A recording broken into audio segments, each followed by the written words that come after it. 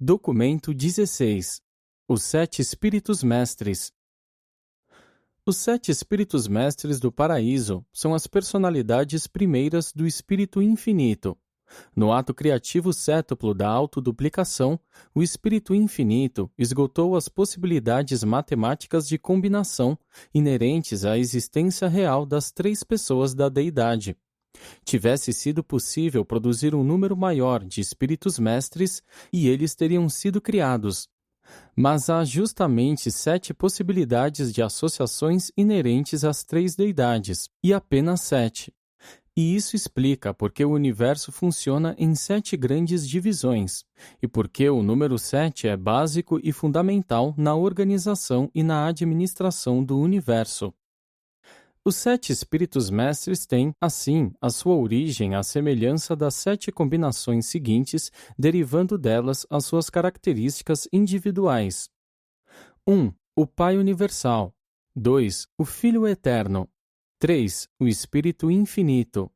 4. O Pai e o Filho. 5. O Pai e o Espírito. 6. O Filho e o Espírito. 7. O Pai, o Filho e o Espírito. Sabemos pouco sobre a ação do Pai e do Filho na criação dos Espíritos Mestres. Aparentemente, eles foram trazidos à existência pelos atos pessoais do Espírito Infinito, mas definitivamente foi-nos instruído que o Pai, assim como o Filho, participaram da origem deles. Pelo seu caráter e sua natureza espiritual, esses 7 Espíritos do Paraíso são como um. Mas, em todos os outros aspectos da identidade, eles são muito diferentes, e os resultados das suas atuações nos superuniversos são tais que essas diferenças individuais tornam-se discerníveis de modo inequívoco. Todos os planos futuros para os 7 segmentos do grande universo, e mesmo para os segmentos correlatos do espaço exterior, têm sido condicionados por outras diversidades além da espiritual, desses 7 espíritos mestres da supervisão suprema e última. Os espíritos mestres têm muitas funções. No momento presente, contudo, o seu âmbito específico é a supervisão central dos 7 superuniversos. Cada espírito mestre mantém uma enorme sede central focalizadora de força-potência que circula vagorosamente em torno da periferia do paraíso. E eles mantêm sempre uma posição de frente para o superuniverso da sua supervisão imediata e no ponto focal, no paraíso, do seu controle de poder especializado e de distribuição segmentar da energia. As linhas radiais da fronteira de qualquer um dos superuniversos convergem, com efeito, para a sede central, no paraíso, do Espírito Mestre que o supervisiona. 1. Relação com a Deidade Trina. O Criador Conjunto, o Espírito Infinito, é necessário para completar a personalização trina da Deidade Indivisa. Essa personalização tríplice da deidade é cétupla, inerentemente pelas suas possibilidades de expressão individual e associativa. E, devido a isso, para o subsequente plano de criar universos habitados por seres inteligentes e potencialmente espirituais, devidamente expressivos do Pai, do Filho e do Espírito, tais personalizações dos 7 Espíritos Mestres tornaram-se inevitáveis.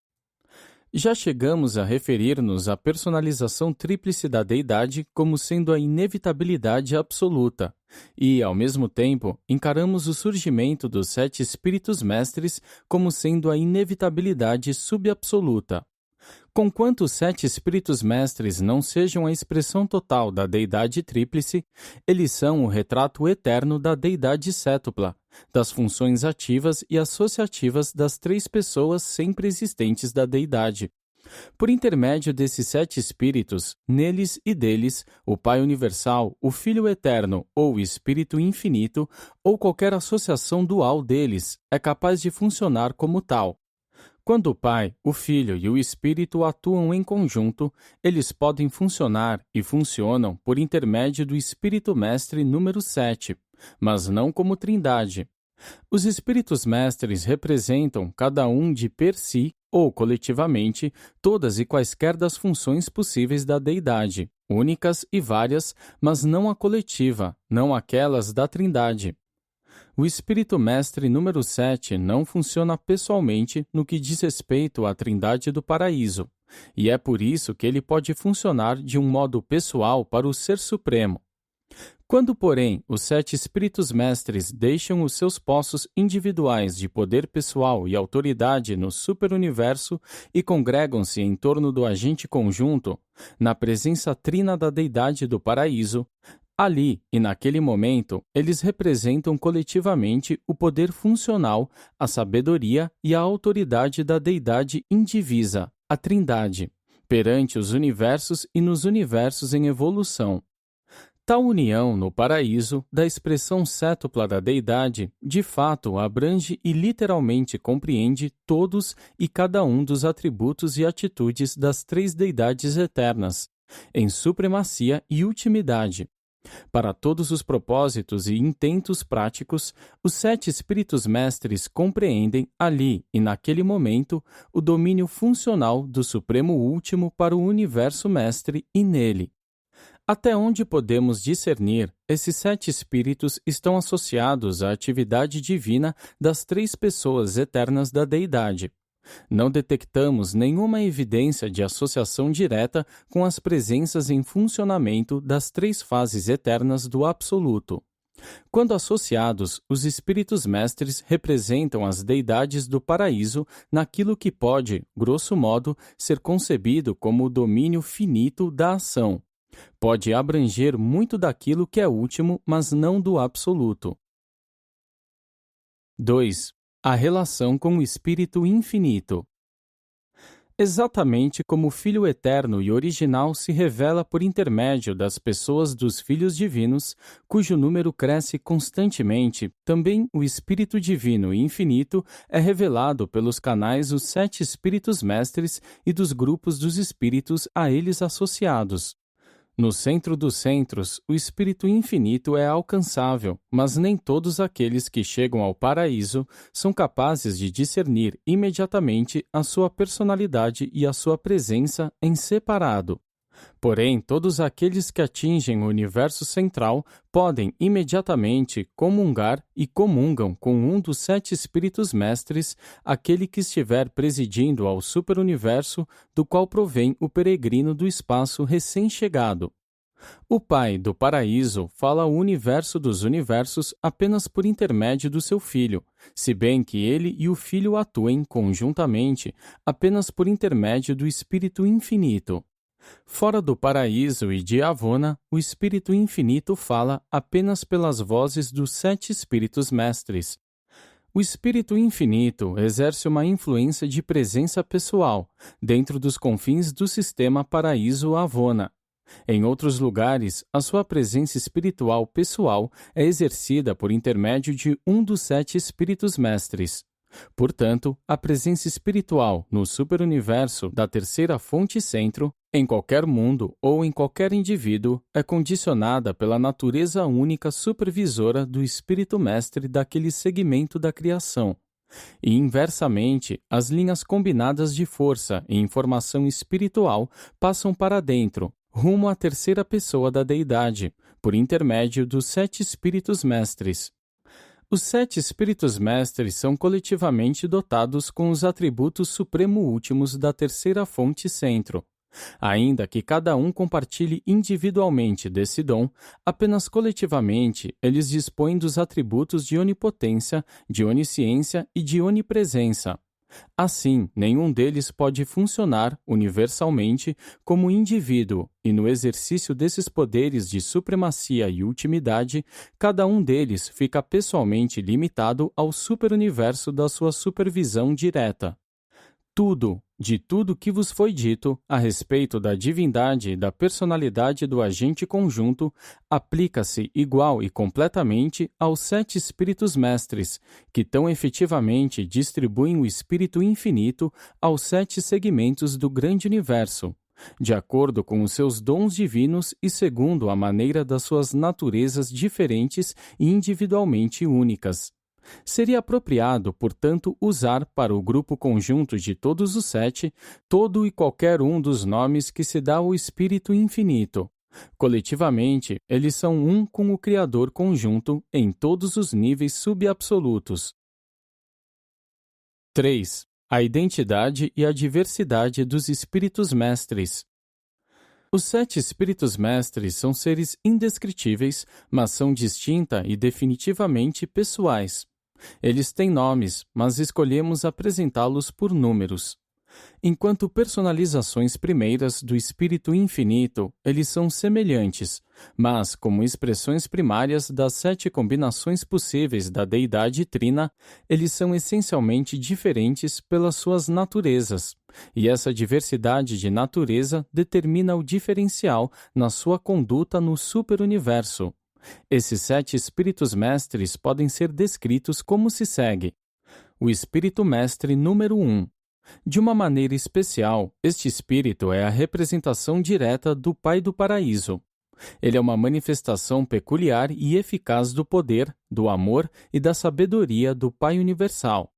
Ele é o coligado próximo e o conselheiro superno do comandante dos monitores misteriosos, aquele ser que preside ao colegiado dos ajustadores personalizados em Divinington. Em todas as interconexões entre os 7 Espíritos Mestres, é sempre o Espírito Mestre número 1 que fala pelo Pai Universal. Esse espírito preside ao primeiro superuniverso e, se bem que exponha infalivelmente a natureza divina de uma personalização primeira do Espírito Infinito, parece assemelhar-se mais especialmente ao Pai Universal pelo seu caráter. Ele está sempre em ligação pessoal com os 7 espíritos refletivos na sede central do primeiro superuniverso. O Espírito Mestre número 2. Este espírito retrata adequadamente a natureza incomparável e o caráter encantador do Filho Eterno, o primogênito de toda a criação. Ele está sempre em ligação estreita com todas as ordens de filhos de Deus, sempre que acontece de estarem eles no universo de residência como indivíduos ou em conclaves jubilosos. Em todas as reuniões dos 7 Espíritos Mestres, ele sempre fala pelo Filho Eterno e em nome dele. Esse espírito dirige os destinos do superuniverso número 2 e rege esse vasto domínio tal como faria o Filho Eterno. Ele está sempre em ligação com os 7 espíritos refletivos situados na capital do segundo superuniverso. O Espírito Mestre número 3. A personalidade deste espírito assemelha-se especialmente à do Espírito Infinito, e ele dirige os movimentos e o trabalho de muitas dentre as altas personalidades do Espírito Infinito. Ele preside as suas reuniões e está ligado estreitamente a todas as personalidades que têm origem exclusiva na terceira fonte centro. Quando os 7 Espíritos Mestres estão em conselho, é o Espírito Mestre número 3 que sempre fala pelo Espírito Infinito. Esse espírito está encarregado do superuniverso de número 3 e administra os assuntos desse segmento, tal como o faria o Espírito Infinito. Ele está sempre em ligação com os espíritos refletivos na sede central do terceiro superuniverso. O Espírito Mestre número 4. Ao compartilhar das naturezas combinadas do Pai e do Filho, este Espírito Mestre é a influência determinante no que se relaciona às políticas e aos procedimentos Pai-Filho nos conselhos dos 7 Espíritos Mestres. Este espírito é o diretor supremo e conselheiro daqueles seres ascendentes que alcançaram o Espírito Infinito, havendo se tornado, assim, candidatos a ver o Filho e o Pai. Ele incentiva aquele grupo enorme de personalidades que tem origem no Pai e Filho. Quando se torna necessário representar Pai e Filho na associação dos 7 Espíritos Mestres, é sempre o Espírito Mestre número 4 quem fala. Esse espírito estimula o quarto segmento do grande universo, de acordo com o conjunto peculiar dos seus atributos do Pai Universal e do Filho Eterno. Ele está sempre em ligação pessoal com os espíritos refletivos da sede central do quarto superuniverso.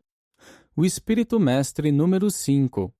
Esta personalidade divina, que combina com tanto refinamento o caráter do Pai Universal e do Espírito Infinito, é o conselheiro daquele enorme grupo de seres conhecidos como os diretores de potência, os centros de potência e os controladores físicos. Esse espírito também dá fomento e incentiva todas as personalidades que têm origem no Pai e no agente conjunto. Nos conselhos dos 7 espíritos mestres, quando a atitude de pai e espírito está em questão, é sempre o espírito mestre número 5 quem tem a palavra. Esse espírito dirige o bem-estar do quinto superuniverso de um modo tal que sugere a ação combinada do Pai Universal e do Espírito Infinito. Ele está sempre em ligação com os espíritos refletivos na sede central do quinto superuniverso. O Espírito Mestre número 6. Este ser divino parece retratar o caráter combinado do Filho Eterno e do Espírito Infinito. Quando as criaturas criadas conjuntamente pelo Filho e pelo Espírito congregam-se no universo central, este Espírito Mestre é o seu conselheiro. E quando, nos conselhos dos 7 Espíritos Mestres, se torna necessário falar conjuntamente pelo Filho Eterno e Espírito Infinito, é o Espírito Mestre número 6 que responde. Esse espírito dirige os assuntos do sexto superuniverso, tal como fariam o Filho Eterno e o Espírito Infinito. Ele está sempre em ligação com os espíritos refletivos na sede central do sexto superuniverso. O Espírito Mestre número 7.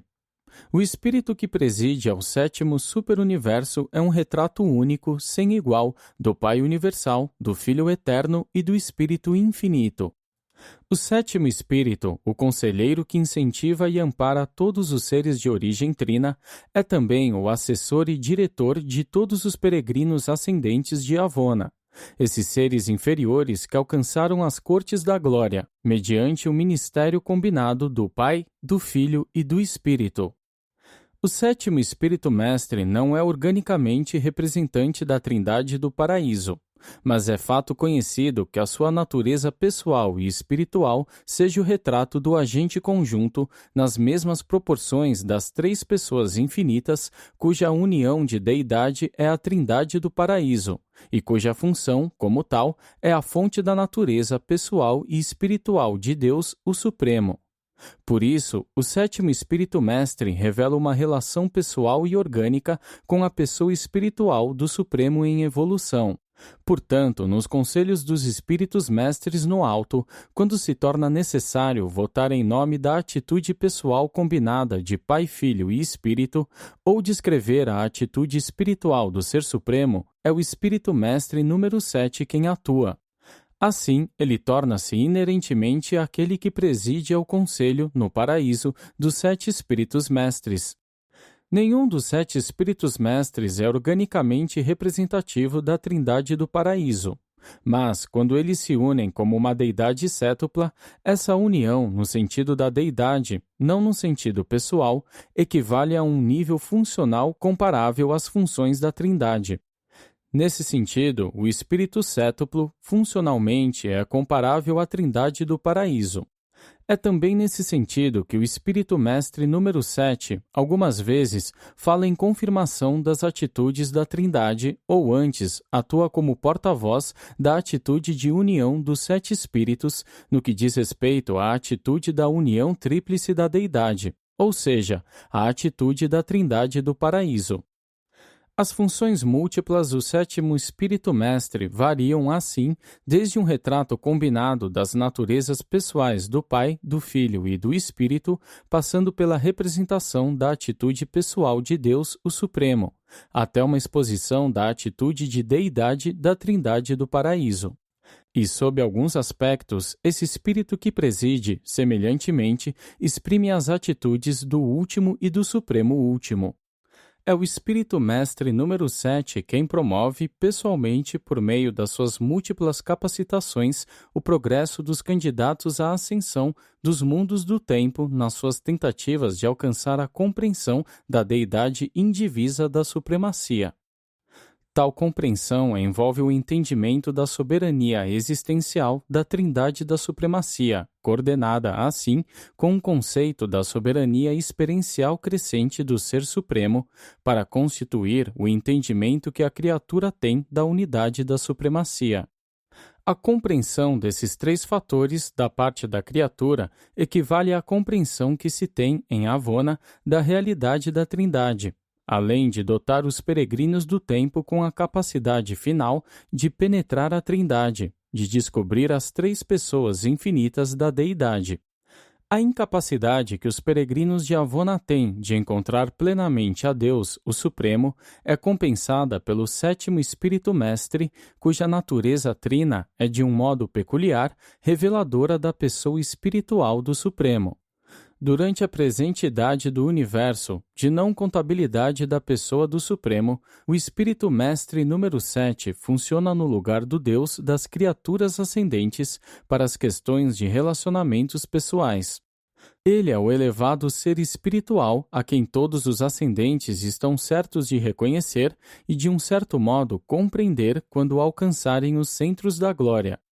Esse Espírito Mestre está sempre em ligação com os espíritos refletivos de Uversa, a sede central do sétimo superuniverso, o nosso próprio segmento da criação. A sua administração de Orvonton evidencia a simetria maravilhosa da combinação coordenada das naturezas divinas do Pai, do Filho e do Espírito. 4. Os atributos e as funções dos Espíritos Mestres. Os 7 Espíritos Mestres são a plena representação do Espírito Infinito para os universos evolucionários. Eles representam a terceira fonte-centro nas relações de energia, mente e espírito. Se bem que funcionem como dirigentes coordenadores do controle administrativo universal do agente conjunto, não vos esqueçais de que eles têm a sua origem nos atos criadores das deidades do paraíso. É literalmente verdade que esses 7 espíritos sejam o poder físico personalizado, a mente cósmica e a presença espiritual da deidade trina, os 7 espíritos de Deus enviados a todo o universo. Os espíritos mestres são únicos naquilo em que atuam e funcionam em todos os níveis de realidade do universo, excetuando-se o absoluto. Eles são, portanto, supervisores eficientes e perfeitos de todas as fases de assuntos administrativos, em todos os níveis de atividades nos superuniversos. É difícil para a mente mortal compreender bem tudo sobre os espíritos mestres, porque o trabalho deles é tão altamente especializado e ainda tão abrangente de tudo, tão excepcionalmente material e ao mesmo tempo tão depuradamente espiritual. Esses criadores versáteis da mente cósmica são os ancestrais dos diretores do poder no universo, e são eles próprios os diretores supremos da vasta e variada criação de criaturas espirituais. Os 7 espíritos mestres são os criadores dos diretores do poder no universo e dos seus colaboradores, entidades indispensáveis para a organização, o controle e a regulagem das energias físicas do grande universo. E esses mesmos espíritos mestres, de um modo muito material, assistem os filhos criadores no trabalho de dar a forma e organização aos universos locais. Nós não somos capazes de estabelecer nenhuma conexão pessoal entre o trabalho dos espíritos mestres com a energia cósmica e as funções de força-potência do absoluto inqualificável. As manifestações de energia sob a jurisdição dos espíritos mestres são todas dirigidas a partir da periferia do paraíso. Elas não parecem, de nenhum modo direto, estar associadas aos fenômenos de força identificados com a superfície inferior do paraíso. Inquestionavelmente, quando encontramos as atividades funcionais dos vários supervisores do poder moroncial, estamos face a face com alguma das atividades não reveladas dos espíritos mestres. Quem, a não ser esses ancestrais, tanto dos controladores físicos quanto dos ministros espirituais, poderia haver conseguido combinar e associar as energias materiais e espirituais de modo a produzir uma fase, até este momento inexistente da realidade do universo, a substância moroncial e a mente moroncial? Grande parte da realidade dos mundos espirituais é da ordem moroncial, sendo esta uma fase da realidade do universo inteiramente desconhecida em Urântia. A meta da existência da personalidade é espiritual, mas as criações moronciais sempre se interpõem, perfazendo a ponte sobre o vazio existente entre os reinos materiais de origem mortal e as esferas do superuniverso de status espiritual avançado. É nesse âmbito que os espíritos mestres dão a sua grande contribuição ao plano da ascensão do homem ao paraíso. Os 7 espíritos mestres têm representantes pessoais que funcionam por todo o grande universo. Mas, como uma grande maioria desses seres subordinados não está diretamente ligada ao esquema ascendente de progressão mortal na trajetória do perfeccionamento até o paraíso, pouco ou nada foi revelado sobre eles. Uma parte bastante grande da atividade dos 7 espíritos mestres permanece oculta ao entendimento humano, porque não pertence, de modo algum, diretamente à vossa questão de ascensão ao paraíso. É altamente provável, embora não possamos apresentar prova definida disso, que o espírito mestre de Orvonton exerça uma influência decisiva nas esferas de atividades relacionadas a seguir. 1. Os procedimentos dos portadores da vida do universo local para a iniciação da vida. 2. As ativações da vida dos espíritos ajudantes da mente que o espírito criativo materno de um universo local outorga aos mundos. 3. As flutuações nas manifestações de energia encontradas nas unidades de matéria organizada sensíveis à gravidade linear. 4. O comportamento da energia emergente quando plenamente liberada da atração do absoluto inqualificável, tornando-se assim sensível à influência direta da gravidade linear e às manipulações dos diretores de potência do universo e seus colaboradores. 5. A dotação do espírito ministrador de um espírito criativo feminino de um universo local, conhecido em Urântia como o Espírito Santo. 6. A dotação subsequente do espírito dos filhos auto-outorgados, conhecido em Urântia como Confortador ou o Espírito da Verdade. 7. O mecanismo da refletividade dos universos locais e do superuniverso. Muitas das características ligadas a esse fenômeno extraordinário dificilmente podem ser explicadas de modo razoável ou racionalmente compreendidas, sem que se postule a atividade dos espíritos mestres em colaboração com o agente conjunto e o Ser Supremo. Não obstante a nossa incapacidade de compreender adequadamente a atuação múltipla dos 7 espíritos mestres, estamos certos de haver 2 domínios na vasta gama de atividades no universo, dos quais eles em nada participam: a outorga e ministério dos ajustadores do pensamento e as inescrutáveis funções do absoluto inqualificável. 5. A relação com as criaturas. Cada segmento do grande universo, cada universo individual e cada mundo, embora goze dos benefícios do Conselho Unido e da sabedoria de todos os 7 espíritos mestres, recebe a nuance e o toque pessoal de apenas um deles, e a natureza pessoal de cada espírito mestre permeia plenamente e condiciona singularmente o seu superuniverso. Por meio dessa influência pessoal dos 7 espíritos mestres, todas as criaturas, de todas as ordens de seres inteligentes, fora do paraíso e de Avona, devem trazer a estampa característica da individualidade indicativa da natureza ancestral de um desses 7 espíritos do paraíso. No que concerne aos 7 superuniversos, cada criatura nativa, homem ou anjo, para sempre irá trazer essa marca de identificação natal. Os 7 espíritos mestres não invadem diretamente as mentes materiais das criaturas individuais nos mundos evolucionários do espaço. Os mortais de Urântia não experimentam a presença pessoal da influência mental e espiritual do espírito mestre de Orvonton. Se esse espírito mestre efetivamente realizar qualquer espécie de contato com a mente individual mortal durante as idades evolucionárias iniciais de um mundo habitado, esse contato deve ocorrer por intermédio da ministração do espírito criativo materno do universo local, a colaboradora e consorte do Filho Criador de Deus, que preside aos destinos de cada criação local. Mas esse mesmo espírito criativo materno é, por natureza e por caráter, exatamente como o espírito mestre de Orvonton. O padrão físico de um espírito mestre é parte da origem material do homem. Toda a carreira moroncial é vivida sob a contínua influência desse mesmo espírito mestre. Não chega a ser estranho que a carreira espiritual subsequente de um mortal ascendente nunca erradique inteiramente a marca característica desse mesmo espírito supervisor. A aura impressa por um espírito mestre é básica para a existência própria de cada estágio pré-avonal da ascensão dos mortais.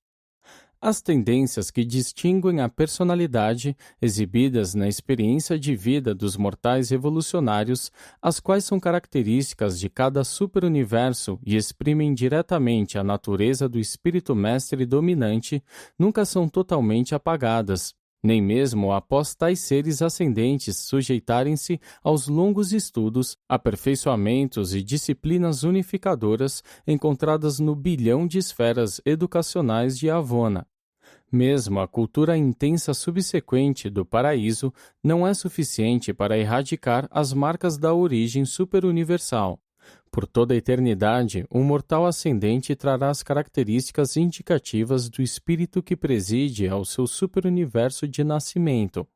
Mesmo no corpo de finalidade, quando é desejável chegar a uma relação completa com a Trindade ou retratá-la para a criação evolucionária, sempre é reunido um grupo de 7 finalitores, um de cada superuniverso.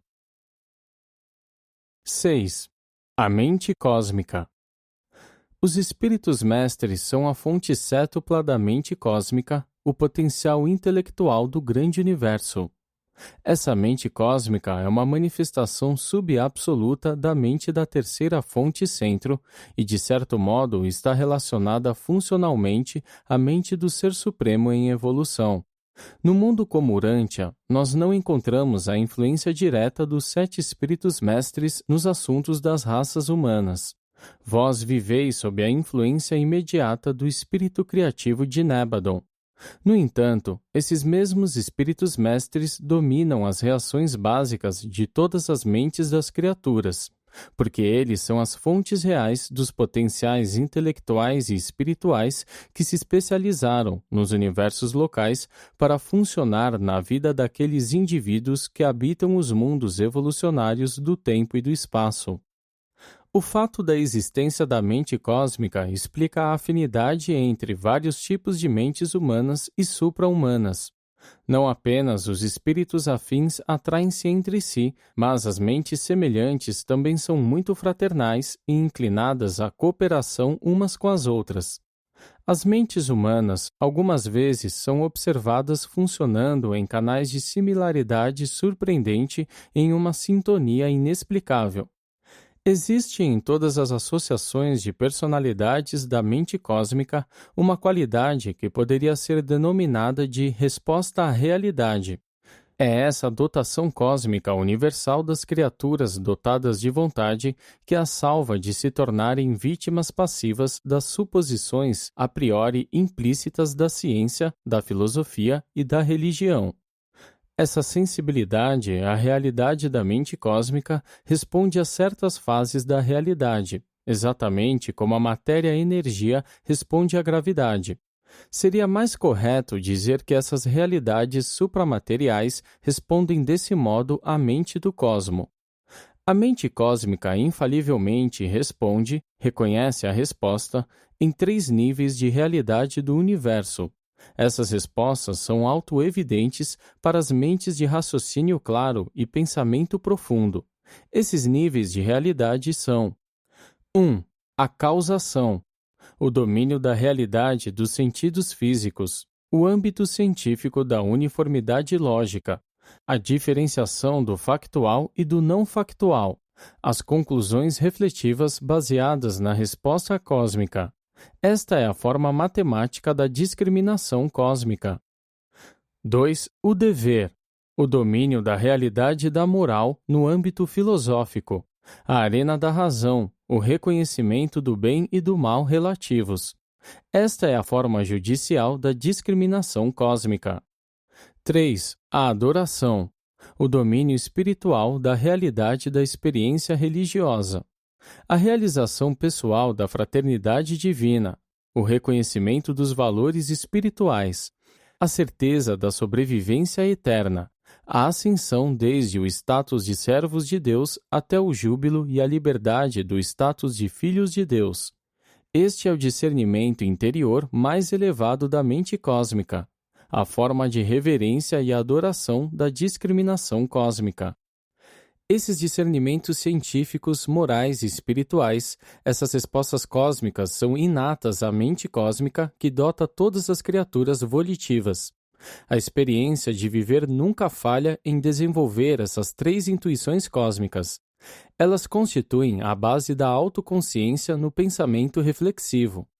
Mas é triste registrar que tão poucas pessoas em Urântia têm prazer em cultivar as qualidades de um pensamento cósmico corajoso e independente. Nas outorgas da mente ao universo local, esses três discernimentos da mente cósmica constituem as hipóteses a priori que tornam possível ao homem funcionar como uma personalidade racional e autoconsciente nos domínios da ciência, da filosofia e da religião. Colocado de outro modo, o reconhecimento da realidade dessas três manifestações do infinito dá-se por uma técnica cósmica de autorrevelação. A energia matéria é reconhecida pela lógica matemática dos sentidos. A razão-mente, intuitivamente, sabe o seu dever moral. A fé espírito, a adoração, é a religião da realidade da experiência espiritual. Esses três fatores básicos do pensamento reflexivo podem ser unificados e coordenados no desenvolvimento da personalidade, ou podem tornar-se desproporcionais e virtualmente não relacionados nas suas respectivas funções. Todavia, quando se tornam unificados, eles produzem um caráter forte que consiste na correlação com uma ciência factual, uma filosofia moral e uma experiência religiosa genuínas. E são essas três intuições cósmicas que conferem validade objetiva e realidade à experiência humana nas coisas, nos significados e nos valores, e com as coisas, com os significados e com os valores. O propósito da educação é desenvolver e tornar mais aguçados esses dons inatos da mente humana. O da civilização é expressá-los. O da experiência da vida é compreendê-los. O da religião é enobrecê-los. E o da personalidade é unificá-los. 7. A moral, a virtude e a personalidade. A inteligência por si só não pode explicar a natureza moral. A moralidade ou virtude é inerente à personalidade humana. A intuição moral e a compreensão do dever são componentes dos dons da mente humana e estão associadas aos outros elementos inalienáveis da natureza humana, a curiosidade científica e o discernimento espiritual. A mentalidade do homem transcende, em muito, a dos seus primos animais. Todavia, são as suas naturezas moral e religiosa que especialmente o distinguem do mundo animal. A resposta seletiva de um animal é limitada ao nível motor de comportamento. O discernimento suposto dos animais mais elevados está em um nível motor e, comumente, surge apenas depois da passagem por experiências e erros motores.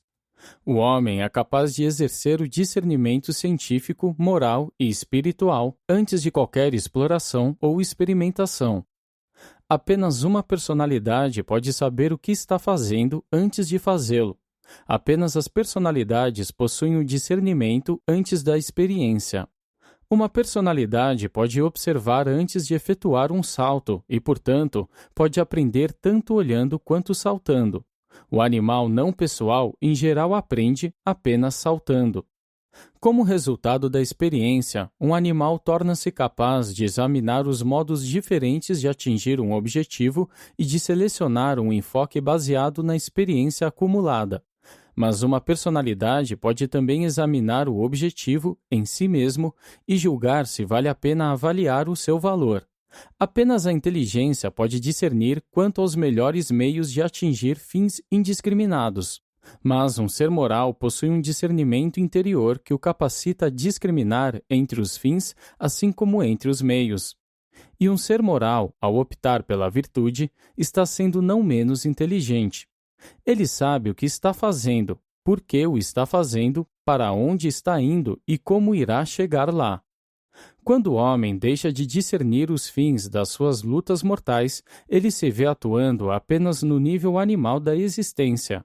Ele terá falhado na sua avaliação de si próprio sobre as vantagens superiores dessa capacidade material de agudeza, de discernimento moral e visão espiritual, que são parte integrante da dotação de mente cósmica que recebeu como ser pessoal.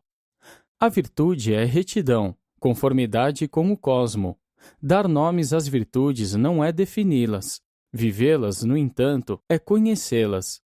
A virtude não é mero conhecimento, nem mesmo sabedoria, mas antes é realidade de experiência progressiva, durante o alcançar dos níveis ascendentes da realização cósmica.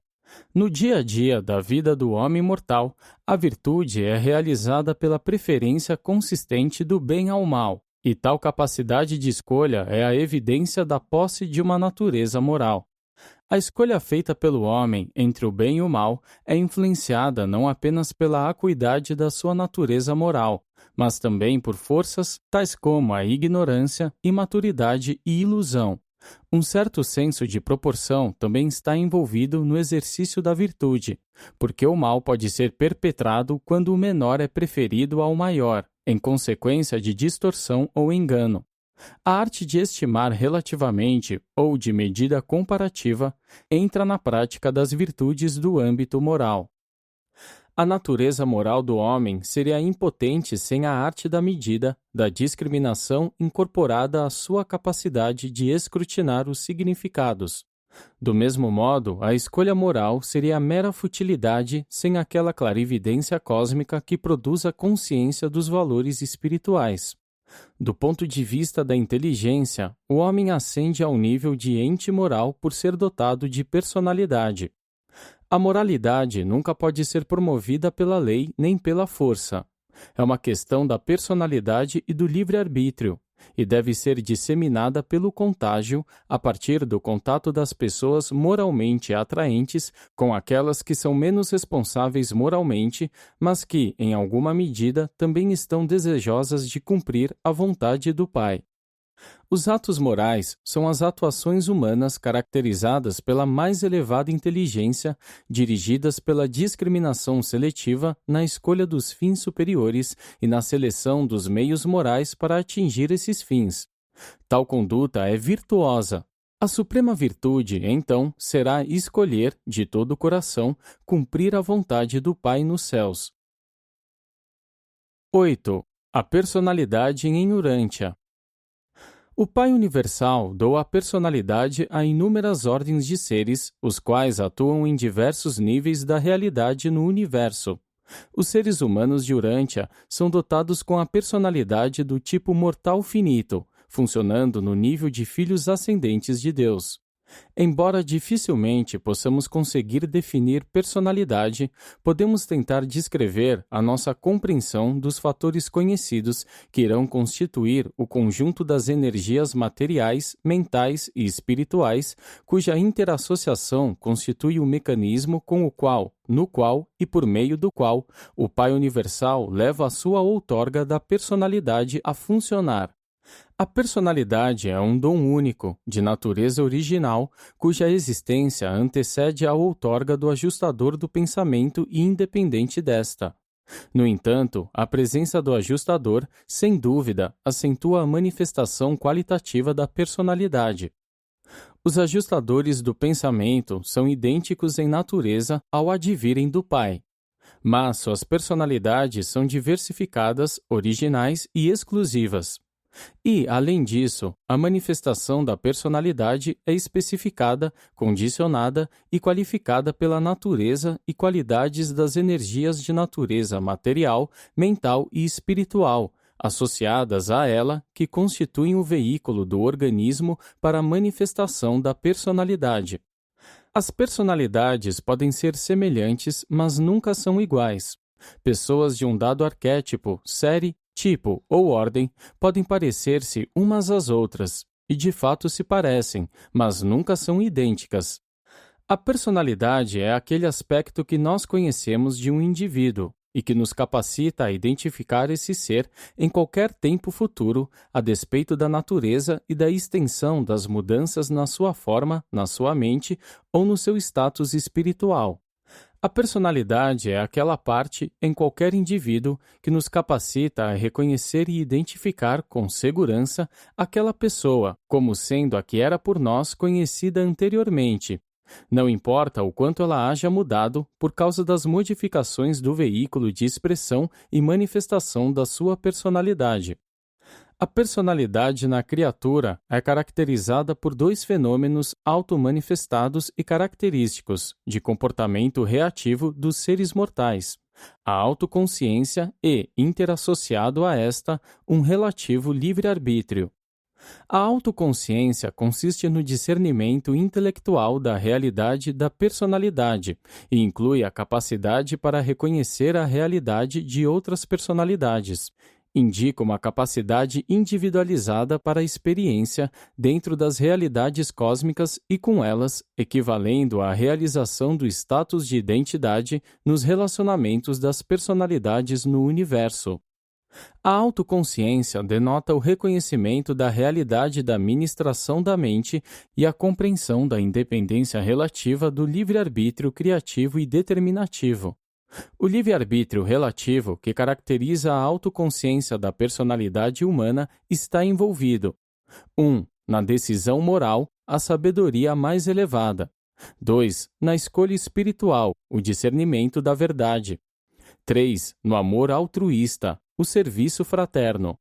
4. Na cooperação voluntária, a lealdade grupal. 5. No discernimento cósmico, a apreensão dos significados no universo. 6. Na dedicação da personalidade, a devoção a fazer a vontade do Pai com todo o coração. 7. Na adoração, a busca sincera dos valores divinos e o amor irrestrito ao divino doador dos valores. O tipo de personalidade humana de Urântia pode ser considerado como funcionando em um mecanismo físico que consiste na modificação planetária do tipo nebadônico de organismo, o qual pertence à ordem eletroquímica de ativação de vida dotada com a ordem nebadônica, da série orvontônica de mente cósmica de modelo reprodutivo parental. A outorga da dádiva divina da personalidade a esse mecanismo mortal dotado de mente confere-lhe a dignidade de cidadania cósmica e capacita essa criatura mortal, daí por diante, a tornar-se sensível ao reconhecimento do que constituem as três realidades básicas da mente do cosmo. 1. O reconhecimento matemático ou lógico da uniformidade da causação física. 2. O reconhecimento pela razão da obrigação de ter uma conduta moral. 3. O entendimento fé da adoração fraterna da deidade aliado ao serviço amoroso à humanidade. A plena função de um dom de personalidade como esse é o início da compreensão do parentesco com a deidade. Um eu como esse, residido por um fragmento pré-pessoal de Deus, o Pai, em verdade e de fato é um filho espiritual de Deus. Uma criatura como essa não apenas revela a capacidade de recepção do dom da divina presença, como também demonstra a resposta reativa ao circuito de gravidade da personalidade do Pai, no paraíso, de todas as personalidades. 9. A realidade da consciência humana. A criatura pessoal, dotada de mente cósmica e residida por um ajustador, possui um reconhecimento e uma compreensão inatos da realidade da energia, da realidade da mente e da realidade do espírito.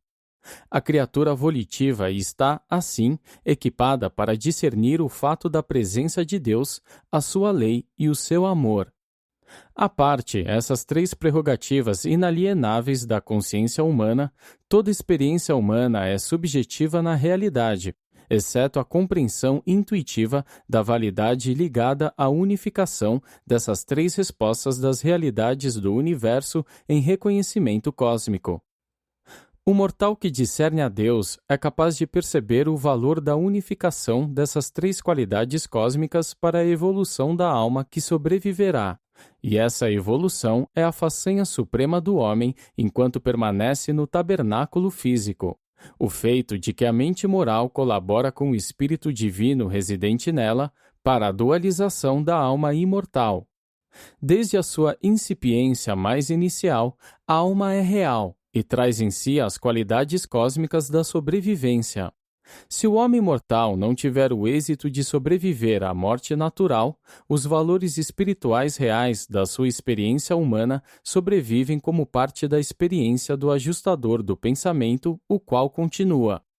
Os valores da personalidade desse não sobrevivente subsistem como um fator na personalidade do Ser Supremo que está em factualização. Essas qualidades da personalidade que sobrevivem ficam despojadas de identidade, mas não dos valores experienciais acumulados durante tal vida mortal na carne. A sobrevivência da identidade depende da sobrevivência da alma imortal, de status moroncial, cujo valor divino é crescente. A identidade da personalidade sobrevive por meio da sobrevivência da alma e na própria alma. A autoconsciência humana implica o reconhecimento da realidade de outros eus que não o eu consciente, e implica ulteriormente que tal consciência seja mútua, que o eu seja conhecido tanto quanto conhece. Isto é mostrado de uma maneira puramente humana na vida social do homem. Contudo, vós não podeis estar tão absolutamente certos da realidade do ser de um semelhante, tanto quanto da realidade da presença de Deus que vive dentro de vós. A consciência social não é inalienável como o é a consciência de Deus. É um desenvolvimento cultural e depende do conhecimento, símbolos e contribuições dos dons que constituem o homem, ciência, moralidade e religião. E essas dádivas cósmicas, quando socializadas, formam a civilização. As civilizações são instáveis porque não são cósmicas, não são inatas aos indivíduos das raças. Elas devem ser nutridas pelas contribuições combinadas dos fatores constituintes do homem, ciência, moralidade e religiosidade. As civilizações vêm e vão, mas a ciência, a moralidade e a religião sempre sobrevivem à destruição. Jesus não apenas revelou Deus ao homem, mas também fez uma nova revelação do homem a si mesmo e aos outros homens. Na vida de Jesus, podeis ver o homem no seu melhor e mais elevado. O homem torna-se assim maravilhosamente real, pois Jesus teve tanto de Deus na sua vida e a compreensão, o reconhecimento de Deus é inalienável e é parte constituinte de todos os homens. O altruísmo, exceto no instinto paternal, não é de todo natural. Ao próximo não se ama naturalmente, nem se serve socialmente. São necessários o esclarecimento da razão, a moralidade e o estímulo da religião e a consciência de Deus para gerar uma ordem social não egoísta e altruísta.